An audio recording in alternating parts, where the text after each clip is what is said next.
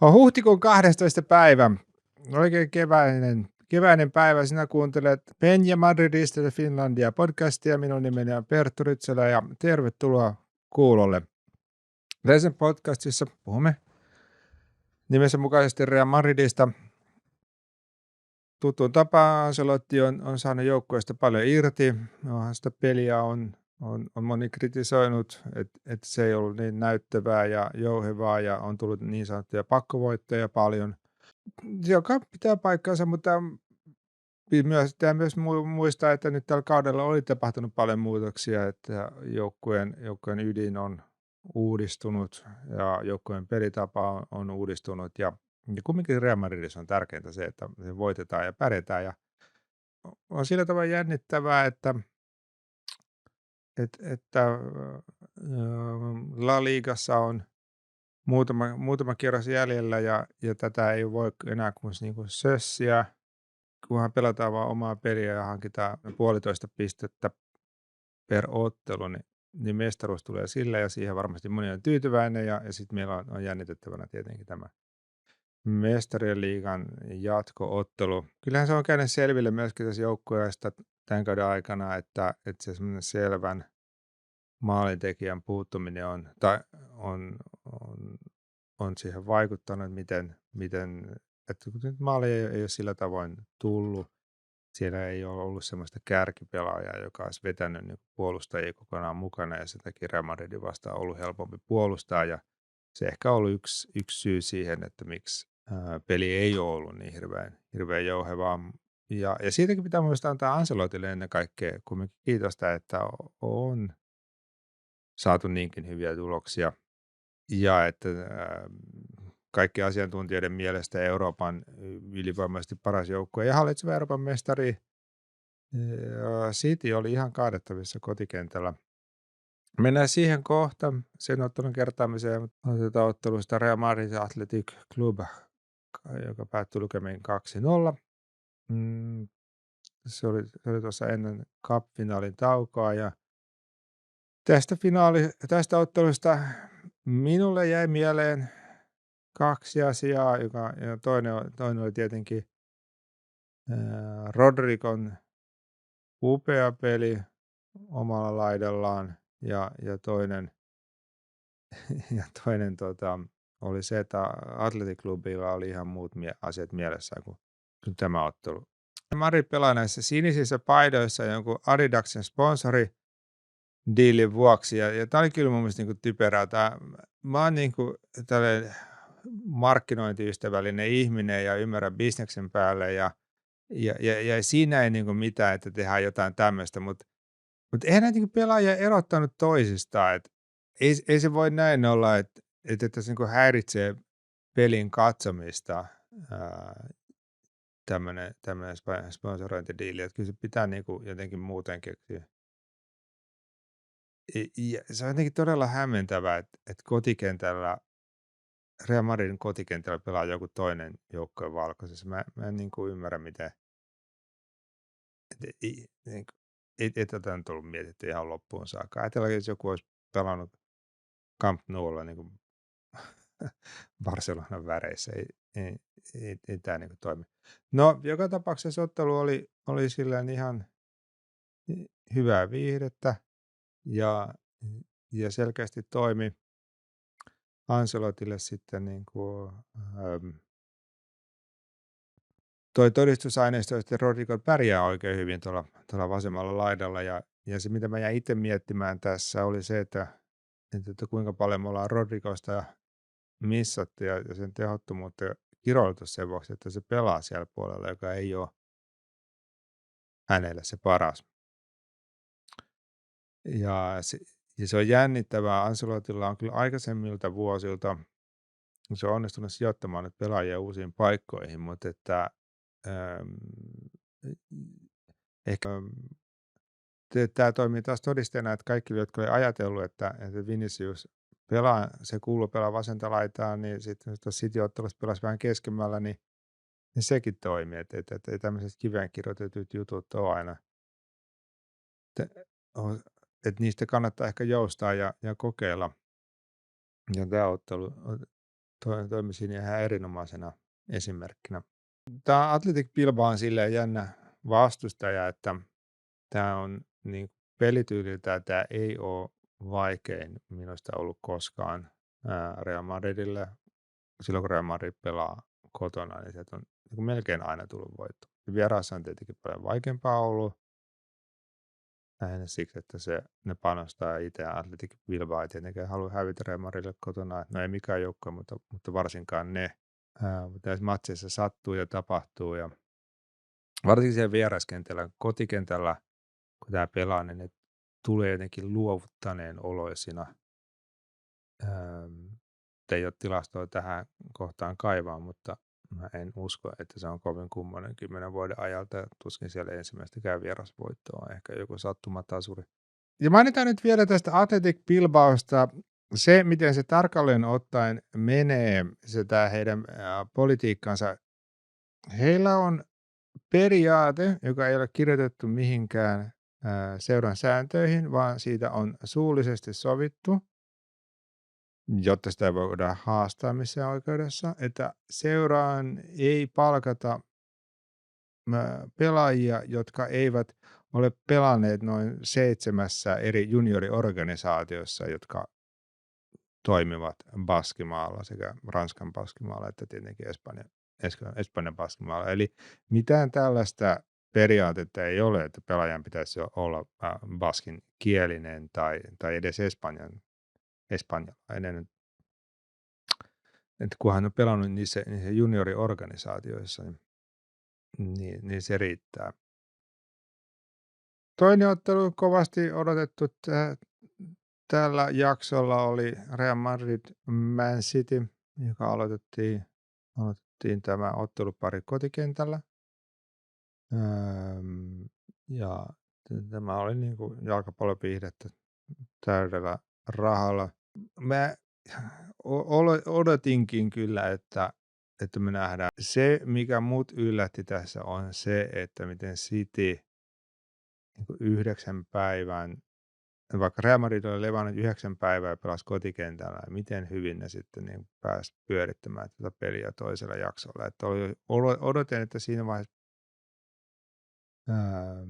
peliä viimeistään niin Real Madrid, joka väsähti. Että en tiedä, kuka niin Cityn fysiikkavalmentaja on, mutta se kyllä osaa hoitaa hommansa. Kaikki varmasti toivottiin, että taas Real Madrid olisi tehnyt enemmän maalia, koska Real Madrid olisi pelannut semmoisella itsevarmuudella, että ne olisi vaan pelannut sen ajan pois. Nyt tuossa kun oli koko ajan niin maalin takana, niin siinä oli semmoista pientä paniikkia, joka sitten realisoitui. Uskomattoman hienosti Valverde sitten toi joukkueen tasoihin. Se kyllä ihan odotettua, että Madrid tulee toisella puoliajalla tuomaan joukkueen peliin jotain järkeä. Ja se on kutkuttava tilanne tietenkin lähtee toiseen osaotteluun. Pelaajien kommentit on ollut semmoisia, että olisi pitänyt voittaa ja että seuraava-ottelu tulee olemaan parempi. No, Cityn pelaajien kommentit oli myös samanlaisia. Kyllähän se nyt on tietenkin sanottava, että Real Madridin puolustus toimi siinä mielessä ihan erinomaisesti tässä, että kaikki nämä maalit tuli alueen ulkopuolelta ja tätä Haalandia ei nähty kentällä. Mulla on käynyt jotenkin kummallisesti semmoinen, että mä en ole nähnyt Haalandilta yhtään hyvää peliä. Että, en ole hirveästi Cityn pelejä katsonut muuta, kun se on Real Madridin vastaan tullut ja ne on 3 peliä pelannut ja niissä se ei vielä mitään tehnyt. Että, kyllä mä uskon, että se on erinomainen pelaaja, tai ainakin boksissa, mutta jos pallo ei saada boksiin, niin sitten se vaan katoo, että ihan noin voi jatkua. Että kyllä sitten on niin pakko pystyä monipuolistamaan peliä ja varmaan se ja Pepkin miettinyt paljon tämän ottelun jälkeen, että miten se saataisiin paremmin esiin tuolta. Ensi viikolla on tietenkin todella vaikea ottelu siellä Etihadilla edessä, ja se on paitsi sen takia, että Kevin De Bruyne on varmasti mukana, niin myöskin Kyle Walker, joka on varmaan heidän paras puolustaja. Mutta luotetaan nyt siihen, että joukkueesta meidänkin joukkue löytää uuden vaihteen. Meidän pelaajista Bellingham oli täysin jotenkin käsittämättömästi pois ja hänellä on ollut niin huono jakso tässä eri syistä, että semmoista dominointia, mitä syksyllä on nähty, niin siitä ei ollut mitään tietoa. Että ehkä siihen jo, kun kokeiltiin semmoista uutta systeemiä, missä ei Vinicius pelasi keskellä ja Rodrigo vasemmalla, niin ehkä se sitten vaikutti siihen. Siirrytään nyt eteenpäin. Meillä on tässä podcastissa yksi semmoinen aihe on aina ollut semmoinen, että miten sinusta tuli Real Madrid-fani. Ja voisin nyt kertoa omalta osaltani. Se kaikki juontuu siihen, että mä olin parikymmentä vuotta sitten Madridissa vaihdossa ja siellä sitten tutustuin enemmän espanjalaiseen jalkapalloon. Että ei tämä Real Madrid-fanius silloin ollut itsestään selvää, mutta siihen siitä vaikutti kaksi syytä mulla. Toinen, että kun mä opin tutustumaan siihen pelitapaan, mä muistan sen hetken oikein hyvin, kun mä seurasin Real Madridin peliä ja siellä vastustajajoukkue paino päälle. Pelattiin Bernabeulla ja sitten ne sai jossain yhdessä tietyssä matsissa, niin ne sai pallon maaliviivalle saakka, jossa Real Madridin toppari, ja muistaakseni Ivan Helguera, kylmäviileästi pysäytti pallon ja syötti siihen viereen. Ja sitten ne lähti siitä rakentelemaan eteenpäin. Ja mä muistan, mä olin katsoin, että mitä se tapahtui. Että mä itse pelannut futista, niin kuin varmaan suurin osa suomalaisista junnuista, niin meillä opetettiin Espoon palloseurassa silleen, että jos tulee hätä, niin sitten pidätte hätärin. Annatte pallolle kyytiä, että laitatte sivuraja yli tai johonkin keskikentällä.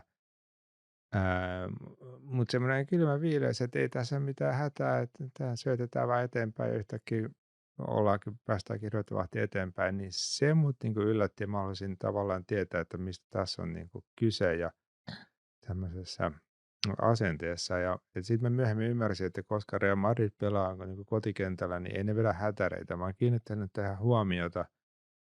Niin jos siellä joku vetää hätärin, niin esimerkiksi tämän kauden pelaajista Rüdiger on saattanut tehdä tämmöisen. Tai viime matsissa Carvajal pisti katkaisi silleen, että se meni päädystä yli, mutta se ei todellakaan ole tapana. Ja kun mä oon joskus katsonut Valioliigaa, niin siellä annetaan kyllä hätäreitä. Potkaistaan palloja ja voi helvettiin maalin edestä. Ja sitten yleisö taputtaa, mutta Bernabeulla ei kyllä kukaan taputa, jos joku semmoisen ratkaisun tekee. Toinen oli sitten se, että kun mä olin Espanjassa tietenkin paljon opettelemassa Espanjaa, niin sitten se oli aika luontevaa, että kun kiinnostui Real Madridista, niin sitten aina ostin se päiväurheilulehden ja luin ne jutut. Ja mun täytyy sanoa, että tämä on toiminut että mulla on samaan aikaan mun espanjan kielen taito on pysynyt yllä ja sitten se on paras tapa opetella, kun lukee jotain asiaa, mistä kiinnostaa. Että ensin mä luin, kun lukee espanjan kielellä, niin saa kaikista eniten materiaalia. Tietenkin se on kaikista parhaiten lähinnä sisäpiiriä ja verrattuna siihen englanninkieliseen, kun aina englanninkieliset Real Madrid-uutiset on vaikka käännöksiä. Ja mä voin sanoa, että mun fanitus lähti siitä tosiaan 20 vuotta sitten, että silloinhan elettiin Real Madridin kanssa semmoista aikaa, että ne oli pelannut 5 vuoteen 3 mestariliigan finaalissa ja voittanut ne ja kuvittelin, että se jatkuu sillä tavoin, mutta että silloin tuli oli tämä Galacticos-kauden loppu oikeastaan, milloin mä kunnolla hyppäsin siihen mukaan ja sitten tulikin monta huonoa vuotta ja sitten oli ihmeellistä katsoa, että mitä tästä tulee, kun joukkue oli suoraan sanottuna kaauksessa, että puheenjohtaja erosi ja pelaajia tuli ja meni ja siinä oli vähän sellaista palkkasotorifiilistä niillä pelaajilla, että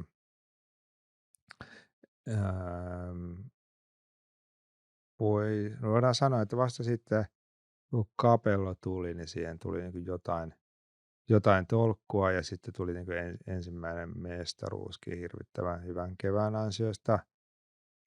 Sitten koitti muutama vuosi, jolloin tuli kotimaassa menestystä, mutta sitten eurokentillä joka kertaa tiputtiin siinä ensimmäisellä kierroksella niin kuin 5 vuotta putkeen ja 2 tai 3 kertaa niin kuin Lyonia vastaan. Ja se oli ihan semmoista kirottua, että koko hyvä kausi ja sitten tulee ne yksi ottelupari, pum, loppukausi siihen. Niin kun silloin mä myöskin opin Real Madridista, että kun muilla joukkueilla alkaa kausi syksyllä ja loppuu keväällä, niin Real Madridilla kausi alkaa silloin, kun edellinen mestariliigakausi päättyi. Ja niin se oikeastaan olikin aina, että kyllä sitten niin pelattiin kotimaan sarja loppuun ja se oli mielenkiintoista katsoa, mutta heti alkoi niin kuin, spekulaatiot, että mitä joukkue tarvitsisi, että se seuraavana vuonna voittaisi mestarien liiga. Tähän muun fanitukseen sitten sopivasti sattui vielä se, että sitten urheilukanava tietenkin alkoi näyttämään pelejä ja niitä niin pääsi näkemään, että ensimmäiset vuodet katsottiin niitä aika suttuisilla striimeillä ja olihan se vaikeaa päästä siihen juttuun kiinni. Sitten yhtäkkiä Barcelona kyllä niillä oli semmoinen Rijkaardin hyvä kausi, että ne voitti mestariliigan kertaalleen, mutta että sitten tuli tämä tiki-taka-aikakausi ja se oli kyllä niin kuin vaikeaa, koska yhtäkkiä eikä se niin kuin Real Madrid sai semmoisen imagon, että ne on niin kuin paha joukkue ja ehkä siinä oli semmoisen Galacticosin kauden niin kuin, että siitä oli jotenkin jäänyt ihmisillä käsitys ja että Real Madrid on ostojoukkue ja se oli helppo leimata, että se on tämmöinen iso ja paha ja sitten toisella puolella on nämä niin kuin mukavat pojat ja kuitenkin Barcelonan touhuja oli seurannassa 10 vuotta, niin oli jo siinä vaiheessa todennut, että ei se nyt ihan näinkään ole. Ja Barcelonahan nimenomaan on niin kuin historiallisesti se ostojoukkue. Siinä vaan nyt sattuu olemaan semmoinen sukupolvi niin kuin ihan erinomaisia pelaajia, jotka sitten ajateltiin, että se liittyy niin kuin kokonaan siihen organisaatioon, mutta miten niin sitten ei ollut.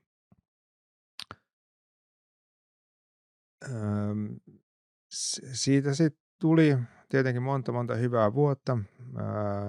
Sen jälkeen Real Madridin osalta tuli niin kuin menestystä eurokentillä enemmän kuin osasi odottaakaan. Mutta jotenkin minusta tuntuu, että niin kuin Real Madrid ei ole ikinä sit saavuttanut kuitenkaan sellaista arvostusta, mitä se Messin kulta-aikojen Barcelona sai. Tai ainakaan semmoista rakkautta. Et siinä on aina pelattu semmoisella niin kuin, vähän niin kuin vihaton joukkueen leima. Ehkä se näitä Franco-juttuja nyt ei ole luojan kiitos kuulunut niin kuin enää aikoihin, mutta niitäkin saatiin aika pitkään kuulla. Täytyy nyt olla aika mielenvikainen, jos vielä ajattelee, että silloin olisi jotain tekemistä. Silloin kun Florentino Perez tuli takaisin, niin mä olin tosi skeptinen, että mitäköhän tästäkin nyt tulee, mutta on se nyt selkeästi oppinut siitä ensimmäisestä kaudesta vuosituhannen alussa, että se jättäisi joukkojen rakentamisen muille.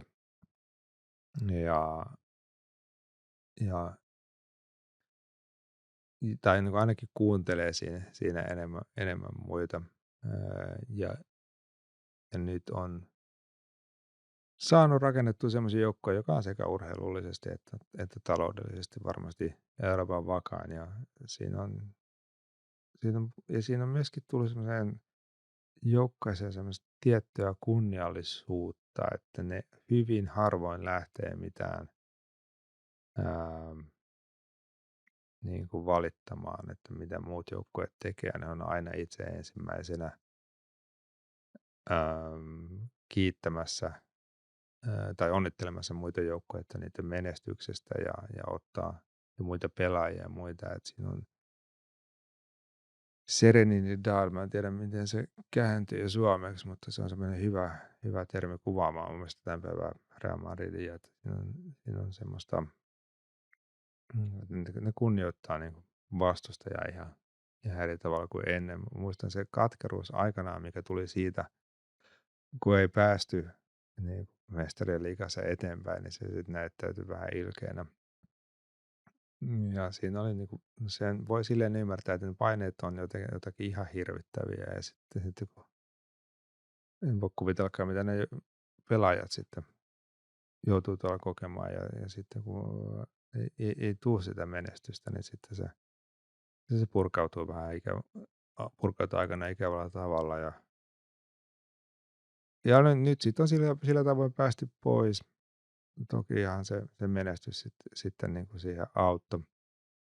Se menestys sillä tavalla on ruokkinut mun mielestä itse itseään, kun joukkue on päässyt finaaleihin niin ne on osannut suhtautua niihin silleen niin kuin paineetta pelkkänä jalkapallo-otteluina, että usein vastustajajoukkueelle se on niin kuin elämän tärkein peli ja Real Madridille se on vaan niin kuin ollut kuitenkin peli muiden joukossa, finaali muiden joukossa ainakin sanotaan näin. Ja se on sitten niin kuin auttanut sitä voittamaan, että ne on suhtautunut siihen rennosti, mutta ymmärtänyt kumminkin pelata loppuun. Ja ne on niin monta kertaa tullut takaisin, niin ne tietää myöskin, että ne on ihan yhtä hyviä minuutteja tehdä maaleja sen pelin lopussa kuin peli alussa. Ja sitten toisaalta myöskin niin kuin vastustajakin vähän niin kuin tietää sen. Niin sitten voinut alkaa jännittää sitä. Kun mä oon miettinyt, että mitä niin kuin seuraavien 10 vuoden ajalta voidaanko me odottaa niin kuin 5 mestarileikan kannua, niin tuskin ei.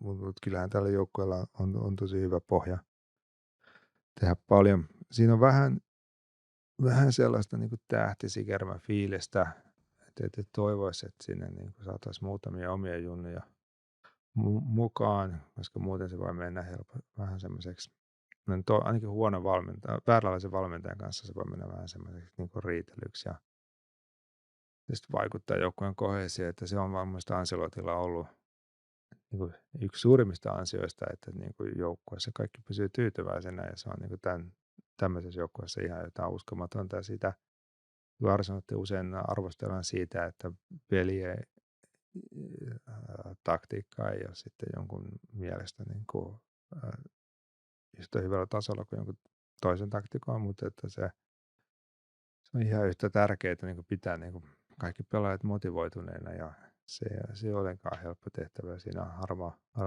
onnistuu. Ja sitten, että jos ei ne pelaajat pysy motivoituneina, niin sitten näkyy siellä kentälläkin. Mä itse, nyt siitä on muutama vuosi, kun olen viimeksi käynyt katsomassa Real Madridin pelejä paikan päällä. Yksi semmoinen ikimuistoinen peli, mä kävin katsomassa Real Madrid Villarreal. Ne voitti 6-1.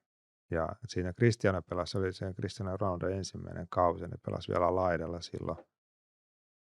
Teki 1 ja syötti 5 ja se oli niin kuin täysin pitelemätön. Lähinnä siksi, kun se oli niin paljon isompi ja nopeampi ja vahvempi kuin ne muut pelaajat. Ja muut pelaajat näytti niin kuin normaalikokoiset ihmiset ja sitten se näytti niin kuin korispelaajalta. Ja silloin livenä se niin kuin tajusi, että minkä takia se niin kuin nimenomaan oli pitelemätön.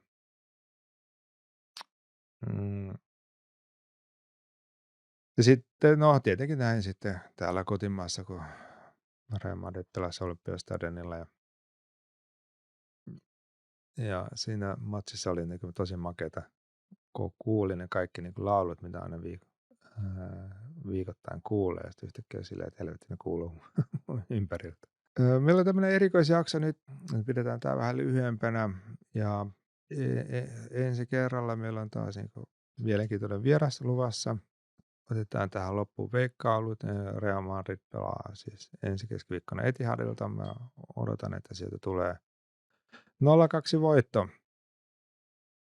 Ja sitä ennen nyt viikonloppuna ylihuomenna Real Madrid pelaa, huomenna pelaa Mallorcaa vastaan vieraissa. Ja siitä mä odotan 1-3 voittoa. Ja musta alkaa tuntua, että Real Madrid pääsee tänä vuonna Mestariliigan finaaliin. Mä oon alkanut koko ajan niin kuin kauden aikana niin kuin tullut uskoa siihen enemmän. Tällaiset veikkaukset ja juttelut tällä kertaa ja palataan sitten pari viikon päästä taas katsomaan, miten ne on osunut oikein. Hala Madrid.